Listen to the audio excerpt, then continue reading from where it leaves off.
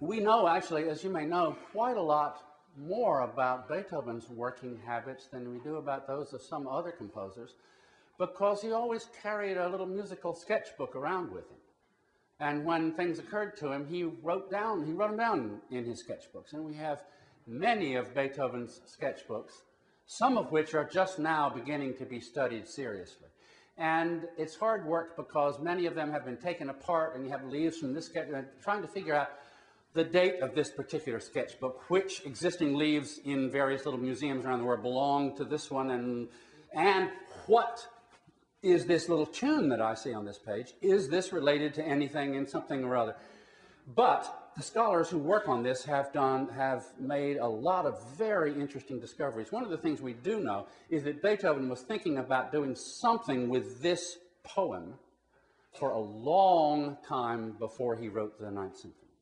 And we have sketches of possible tunes to go to this poem, to go to Freude, schöner Götterfunken, from long before the symphony comes along. And we can see it sort of coming into some kind of shape. We can see sketches of how you might work the fugue of bum, ba da da da da da da da da da. And it's interesting to see Beethoven refining themes over and over and over again. Mozart claims, though people think that it may not be as true as he claims, he says, a pretty little melody came dancing into my head, and I wrote it down, and I made the symphony. That somehow in Mozart it just all happens complete. And it seems like it could almost be true for somebody like Mozart. It certainly isn't true for Beethoven. Beethoven is sort of a wood carver.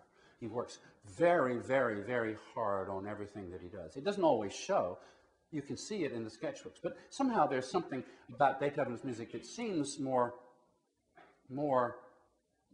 the work of hard craft than the work of beautiful, fluid-inspired genius. And we can see some of that in these sketchbooks. I cannot tell you what is known about the specific development of every movement of the Ninth Symphony. But a lot more is known than I know, and I can point you to places where you might find out. But essentially, you start with a theme, you think how it might work, you then do larger sketches and so forth, you make changes, and then you get a big symphony. Generally starting with a thematic idea.